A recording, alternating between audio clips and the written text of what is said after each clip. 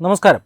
Digital India എന്ന പദ്ധതി കേന്ദ്ര സർക്കാർ കൊണ്ടുവന്നപ്പോൾ ആദ്യം രാജ്യത്തെ കമ്മ്യൂണിസ്റ്റുകൾ കളിയാക്കിക്കൊണ്ട് മറുചോദ്യം ചോദിച്ചത് ഈ ഡിജിറ്റൽ ഇന്ത്യ പട്ടിണി മാറ്റുമോ എന്നായിരുന്നു.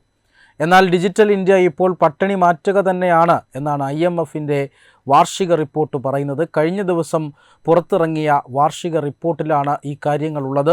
ഇന്ത്യൻ സമ്പദ് വ്യവസ്ഥയെക്കുറിച്ച് വളരെ വലിയ മതിപ്പ് ഈ ആനുവൽ റിപ്പോർട്ടിൽ രേഖപ്പെടുത്തിയിട്ടുണ്ട്. ഈ ആനുവൽ റിപ്പോർട്ടിലെ ഏറ്റവും പ്രധാനപ്പെട്ട കാര്യം എന്നത് ഇന്ന് ഇന്ത്യൻ സമ്പദ് വ്യവസ്ഥ ആഗോള സാമ്പത്തിക വളർച്ചയുടെ 16% സംഭാവന ചെയ്യുന്ന സമ്പദ് വ്യവസ്ഥയായി മാറിയിരിക്കുന്നു എന്നതാണ് IMF ഇപ്പോൾ കണ്ടെത്തിയിരിക്കുന്നത്. അതിൻ്റെ ഇന്നലെ പുറത്തിറങ്ങിയ ആനുവൽ റിപ്പോർട്ടിലാണ് ഇക്കാര്യങ്ങളുള്ളത്.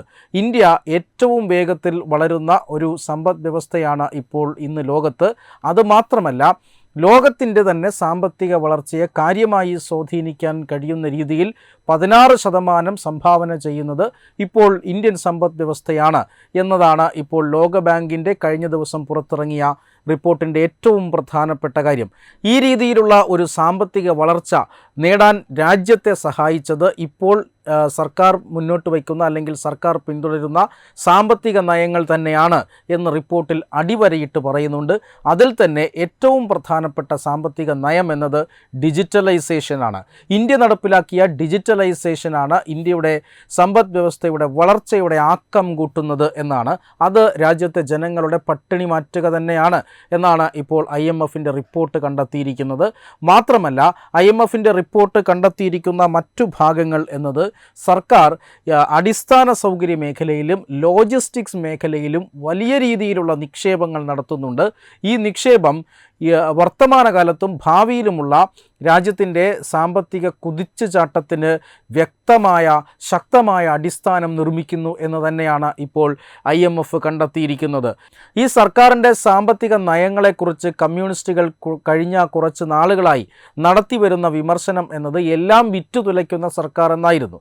അതായത് പൊതുമേഖലാ സ്ഥാപനങ്ങളുടെ ഓഹരി വിൽപ്പന, അതുപോലെ തന്നെ പൊതുമേഖലാ സ്ഥാപനങ്ങളുടെ സ്വകാര്യവൽക്കരണം, ഇത്തരം സാമ്പത്തിക നയങ്ങളെയെല്ലാം തെറ്റിദ്ധരിപ്പിക്കുന്ന രീതിയിൽ വിറ്റുതുലയ്ക്കുന്നു എന്ന ഒരു പ്രചരണമാണ് കമ്മ്യൂണിസ്റ്റ് പാർട്ടികൾ നടത്തി വന്നിരുന്നത്. പക്ഷേ വിറ്റുതുലയ്ക്കുകയല്ല, രാജ്യത്ത് കൂടുതൽ കോടിക്കണക്കിന് രൂപയുടെ നിക്ഷേപം നടത്തിയ ഒരു സർക്കാരാണിത് എന്ന് കണക്കുകൾ സൂചിപ്പിക്കുകയാണ്.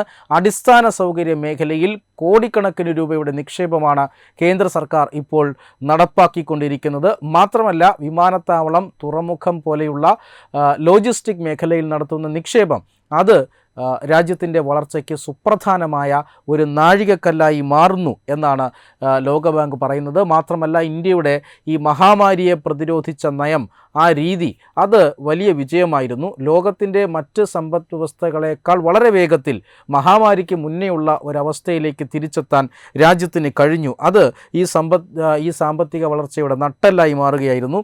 മാത്രമല്ല, 2024 ഒരു പൊതു തിരഞ്ഞെടുപ്പിലേക്ക് രാജ്യം കടക്കുകയാണ്.